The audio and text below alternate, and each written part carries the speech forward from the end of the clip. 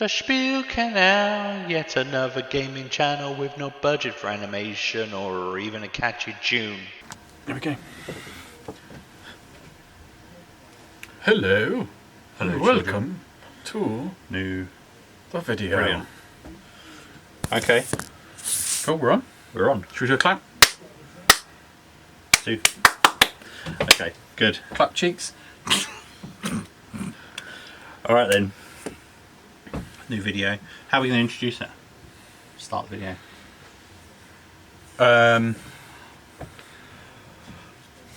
Have we got a name for our Necromunda series apart from Enter the Underhive, or is that the name? I think that should be the name. That's the name. Okay, so new first episode.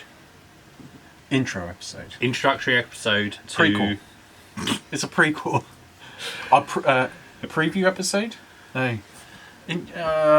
Prologue. Prologue episode. Prologue of our narrative story for Necromunda campaign. Our narrative Necromunda campaign. Titled... Enter the Underhive. Yeah? Okay, yeah, Enter the Underhive, which is a Dominion campaign, which starts next week. Mm-hmm. Next week. We're going to start... We haven't started yet, have we? I don't know. We'll just I thought we were just going through what we were going to say. That's fine. You're just going to edit out. We can edit out. No, we can do that bit again. That's Yeah, fine. because I thought that was a bit like made up, like on the spot. Literally was. Okay. Literally all made up.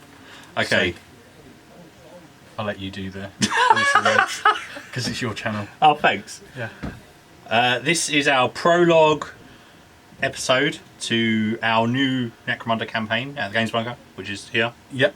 all around. It's mostly called- out of shot, actually. Yeah, we definitely... If you see the clientele, you don't. No, especially the Necromunda players. Yeah. Tentacles. Enter the Underhive is Yep. the name of the new campaign. Starts next week. Today's the 13th of February.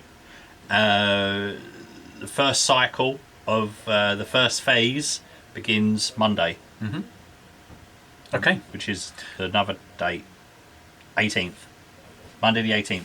17th. 17th. Yeah. This 14th. I'll cut that out. Monday the 17th. Monday the 17th. Okay.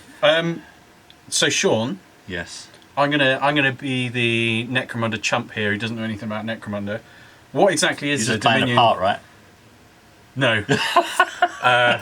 What exactly is a Dominion campaign? Tell me. How does it work? The Dominion campaign has... what do they call it? I'm going to check. The Dominion campaign has two phases with a downtime in between them.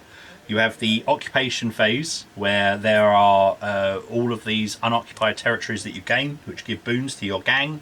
And then you have a little downtime break, and then you have the takeover phase. And the takeover phase is when you can try and capture territories off of the other players in the campaign. Each phase is 3 cycles, and we've decided that each cycle will be 2 weeks. Okay. So you have 3 2-week periods to play the scenarios you need to play, a downtime, which will be 1 or 2 weeks, and then another 3 cycles where you do the takeover, and then we'll have the end, which will be where recognition for people's accomplishments and Yeah, so and there's all a that kind of- series of rewards, isn't there? Yes, So which- like who's got the most territories, who's killed the most stuff, things bragging like that. rights Yeah. awards. Yeah, not totally not monetary. No physical. Well, maybe something physical, but not something you want. Something toxic like you find in the Underhive. Yeah. Oh, that's a good idea. We'll keep that. We won't develop that anymore on screen. So the if you've got the rule book, which you hopefully you do have, it has a rundown of the Dominion campaign, and we've just made a couple of small tweaks. Obviously, we've taken into consideration that at the moment we have 10 people who are going to be taking part. Players, people might be stretching it. 10 players. Yeah. And half of them are relatively new. Yes. So we don't want to overwhelm. So because of our players, we're simplifying the pairing system, especially for the first occupation phase, Yes. and we're putting some extra territories in. We're going to have 30 territories. Because normally it's limited In the Dominion description, it goes up to 8 players, and we're a couple of players over that, aren't we? So, Yes. Yeah. So 30 territories gives people the opportunity to get 3 extra territories each by the end of the phase. Yeah. The changes that we are making is in this occupation phase. To begin with, we are going to pair people for their first. You have no game choice of who you're playing. Of the cycle, Like, yes. there was a vote for that, wasn't there? There was a vote. Have we gone against the vote, or no? No, we've gone with the vote. Oh, with the vote, right. With the people that bothered to vote. Yeah. Or one of them. Yeah. Yes. Yeah. I just deleted all of the people that didn't vote with what I wanted. Yeah. Sensible. I'm not saying we're going to do that for the whole campaign, but I think at the beginning it's a good opportunity to get players. It's a soft start, and players to be committed to games against opponents maybe that they've never spoken to, and they don't feel confident in challenging them. Yeah. They've just like hissed across the room at them or something like that. Look at them, he's got Vansar. Well, luckily no one's got Vansar, have they? At the moment, no, unless they change their mind to Vansar. But somebody might sneak in with Vansar. They might not be saying it yet, or Delac, because they want to wait until right near the end so no one can complain. We do have a Delac player though. Oh, well, it's not surprising. Filthy. Yeah, maybe they just got into your head and changed what you saw. Oh. Okay, well that's not as bad. We've got no corpse grinders though. No. Oh, thank God. So obviously, because people are paired up, it means that normally you could challenge someone, but you could also be challenged. Whereas now it's literally just that one game as a chance to gain a territory. Yeah. Yes. But we're allowing people to play a second game in the second week. They can play as many games as they want after their first game they're supposed to play. So what's what restrictions are we putting on those other games? You can only capture one territory in a cycle. Okay. So in a 2-week cycle, you can only capture one, and then any subsequent games you play, you can still get credits, you can still get reputation, you can still get experience, you can still get injuries, but you can't capture any more territories. Okay.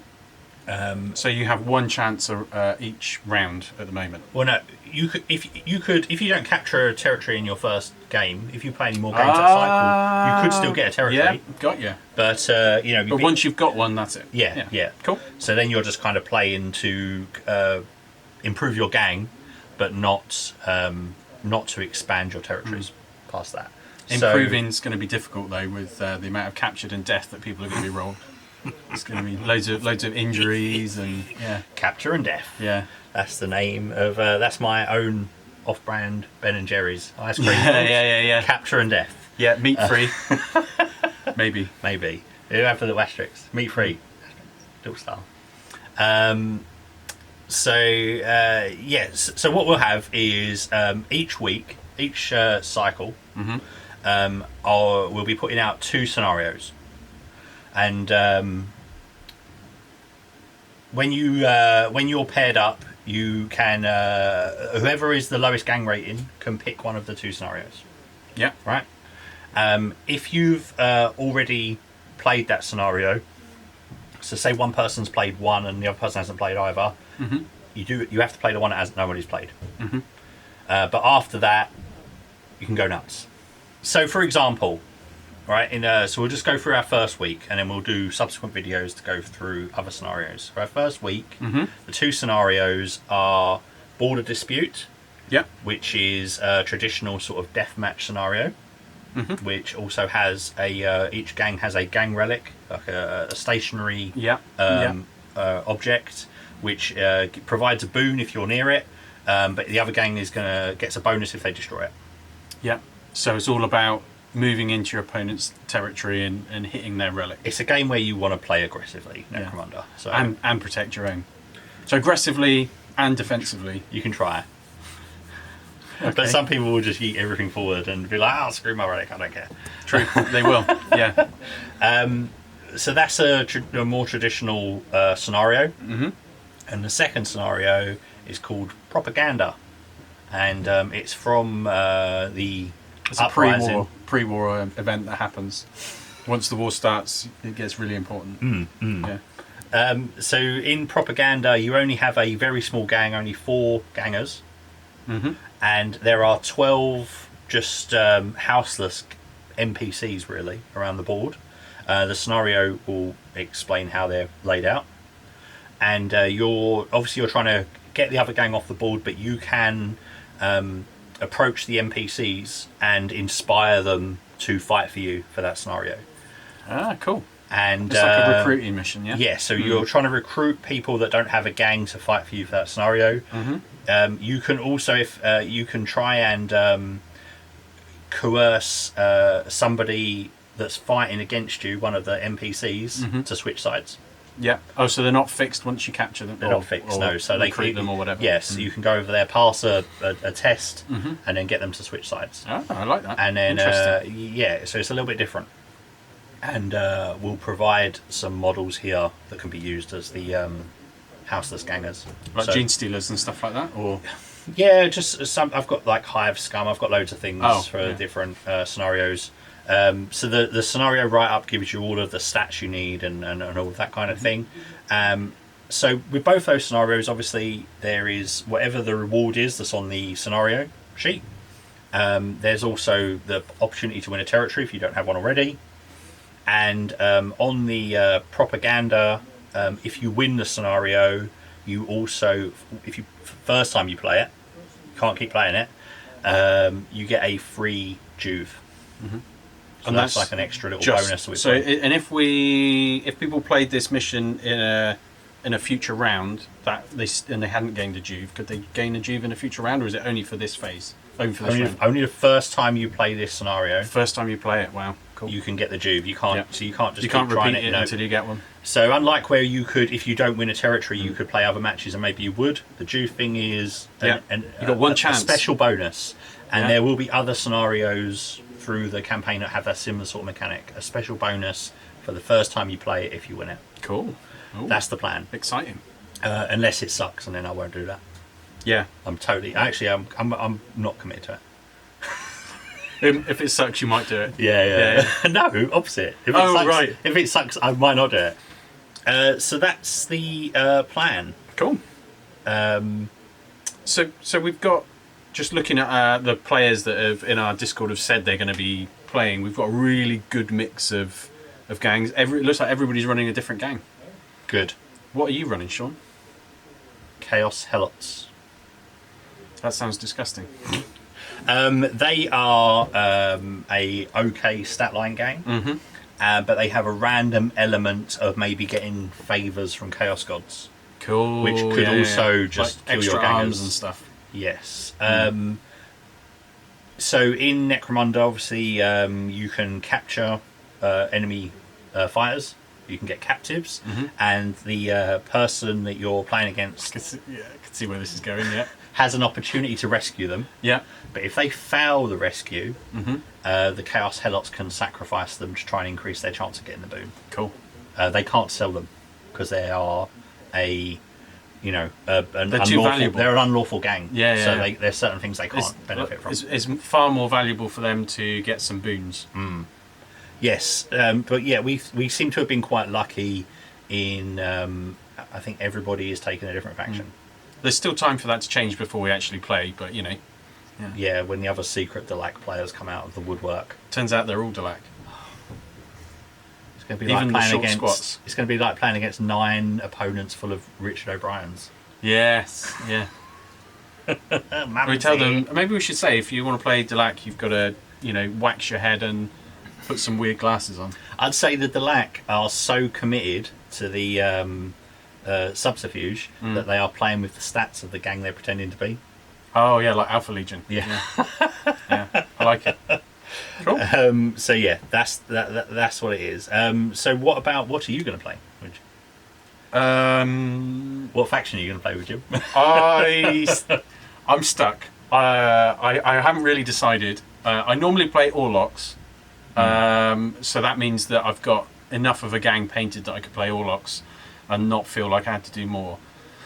But I always play the vanilla faction, and it kind of feels feels a bit like I should do something different. Orloks So- are the most vanilla faction. Yeah, They're but the, I really, they're the you know, Space Marines of Necromunda. they are, but no one else is running them. So Because they're boring. no, it's not because they're boring. They've got cool shotguns.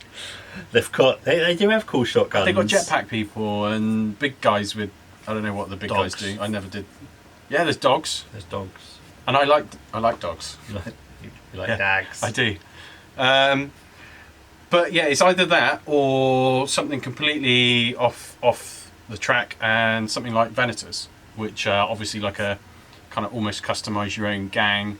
So I'd just pick a load of random models and do something with it. 3 custodies. I think I could probably get 8 custodies in. They've had a points drop. That's true. But yeah, I'm not sure. So maybe the viewers can help. That'd be handy. Why don't you comment below with your choice, and whichever one of those two gets the most comments, I'll go with. Unless someone comes up with something amazingly creative that I haven't thought about. So Orloks or Venators? Yeah, or something else that is like weird. But you'd have to take in mind I won't have the models for it, so that probably doesn't work. So Orloks or Venators, yeah.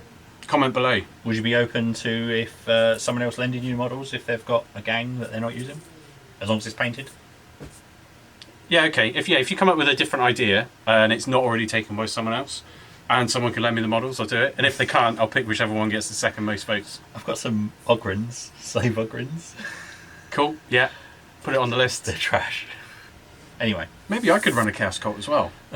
We could pick different gods, and whoever wins is the best cultist. Okay. What chaos god are you worshipping? Probably Nurgle. Oh. Because I've got Death Guard 40k, so I'll go. There's Nurgle. options. There are options. But I don't want to do Vansar because I haven't finished building them since they came out 6 years ago or longer. Also, it's And like I don't want to build them. 5,000 pieces to build a gang. Yeah. So many. You've got to put the nose on, then the ears and eyes and stuff. Don't want to do that. So what's this bit? Oh, this is the Yeah. bicep. Yeah. What about this? This is the tricep of the same arm. Yeah. Well, there we go. Comment below with your choice. And if we get no comments, then I won't play and there'll be an odd number and everyone will cry. And it'll all be your fault, viewer. Yes. Viewer. For not commenting, and while you're there, like, And if you subscribe. haven't subscribed, why haven't you? Yeah. Because obviously the content's cracking. Top notch. Yeah. And this video will come out before the last 2 videos of our Underhive's campaign, which we have finished. No spoilers. Let's just say they're not going to take long to edit. They are pretty quick. Yeah, They we got really good at Necromunda, so that's why I need a change. we are so good. That's why I'm not using Gene Stealer Cult, and you're not using Spirers in Vansar. and or Vansar. Spirers. It's both. Yeah, you need to watch it to find out why we got bored. But yeah, anyway. Okay, well, thank you, and see you at the bunker, I guess. You might, I'll see you. and I'll see you. Yeah.